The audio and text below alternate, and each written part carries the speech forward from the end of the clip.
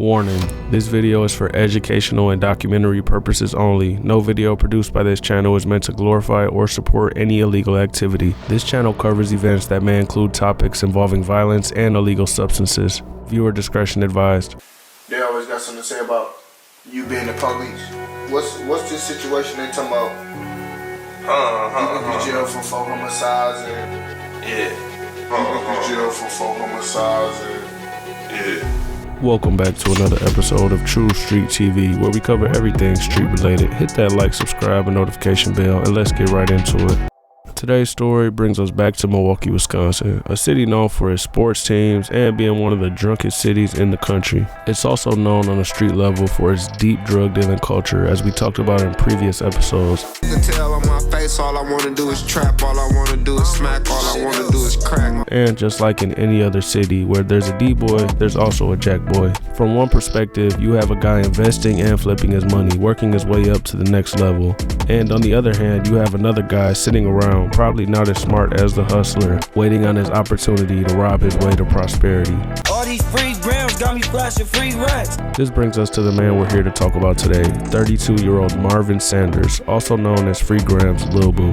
Named after his father, Marvin Sanders, who goes by the name Boo. And if you can't tell by the name, Lil Boo is known in the city for robbing and being a bully, as his crew adopted the name FreeGrams. How did you come up with the name FreeGrams? What is FreeGrams? What that mean? What it sound like? What you talking about? What it mean? What it sound like? You motherfuckers get grams for free. He would jump off the porch at an early age. He would gain massive popularity in 2017 after robbing the hottest rapper in Milwaukee at the time, YPN Keys. Hold up, little baby, hurry, it be taking too long. Hurry up. Pops waiting on me now, wasn't wait long. If you aren't familiar with YPN, check out our video we did on them. So Boo and other FreeGrams members were in Atlanta at the same time as YPN. They caught Keys in a strip club lobby and robbed him. They would rob Keys of his jewelry, soon after taking it to the jewelry store to get it tested, showing it was fake. Dude supposed to be having some paper. So y'all took it to the jewelry store to get it checked out? Yeah. Ain't gonna lie though, I ain't gonna lie, that shit was fake and all. The watch wasn't fake, but everything else was fake as a bitch.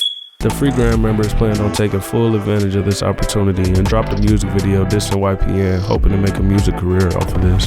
Whoa, Kimo Sabe. I put that boy to Keys to sleep in the main line. Lil Boo would also do an interview speaking on the situation, saying Keys was messing with one of his members' baby mothers and that Keys had whooped the child and he was out of line for doing so. Man, little girl, baby mama, man. Bro ain't get no fuck about her. She cool and all. Bro ain't get no fuck about her. You know, the little dude was talking to her. That's what they try to make it seem like, but it wasn't over that. It was over.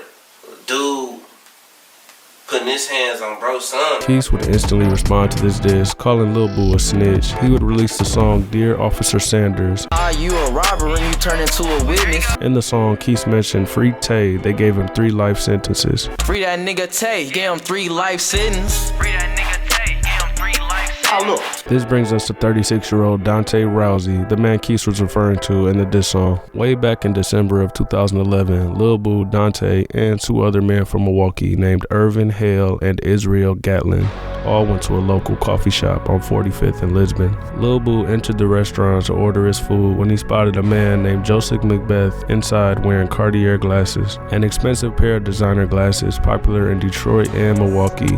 When you look through the bus, bro, like let's say it was a bitch and she had a boyfriend.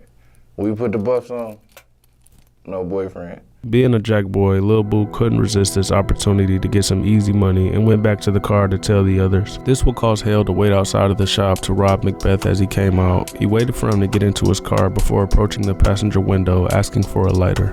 As Hale attempted to open the car's door, Macbeth slammed the door shut, causing Hale to open fire on him, shooting Macbeth in his head twice, instantly killing him. Hale would then take off running back to the SUV without the glasses. Him, Boo, and Dante would speed off.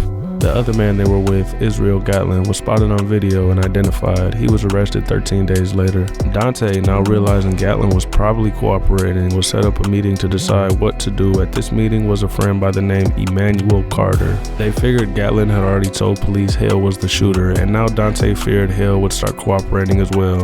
Lil Boo, Dante, and Carter would set up a ruse, tricking Hale into thinking they were going to rob a house of a rival gang. It was January 4th, 2012, not even a month after after the initial murder when Hale approached what he thought was a rival's trap house door. Hale approached the door, ready to kick it in as planned. When he did, Carter shot him in the back of the head and then a few more times in the body, killing him instantly. He would run back to the car where he laughed at the fact that Hale had failed for the trick. At this point, they knew Gatlin was working with the police and he was released from jail shortly after in March of 2012. Carter would be back to doing dirt again as he would shoot and kill Gatlin in September, only 6 months after his release.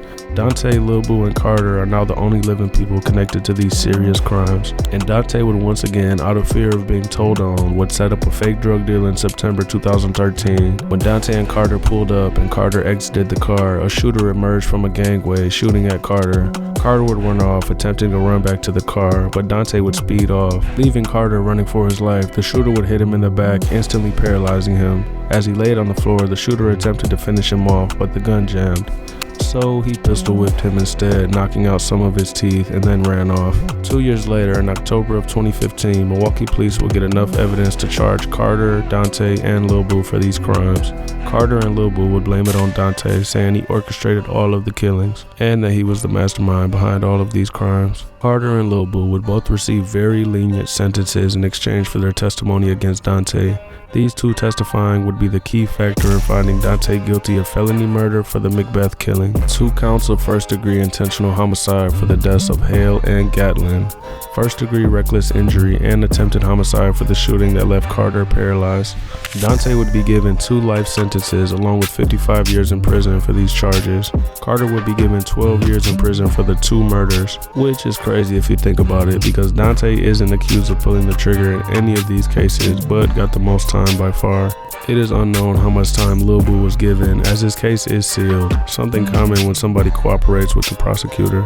Lil Boo would go right back to being one of the city's biggest gangsters after all of this. I done robbed the whole city, niggas tryna cop that. I done washed my hand from all this blood, I've been picking bodies. And would brush off people calling him a snitch, saying they won't do anything to him about it. I ain't gonna talk about that situation or what happened or why they think that. Whatever they said I did, believe it. I did that shit. Y'all think I did that shit, I did that shit. Do something about it. I'ma still be out here going crazy. He would drop a few songs and be involved in Dame Dot's chain being snatched in Milwaukee. Lil Boo is currently in prison after being caught with a lot of drugs. He's set to be released in 2027. We're sending our condolences out to the victims' families in this case, as all of this could have easily been avoided. Let us know in the comments who we should cover next. Peace.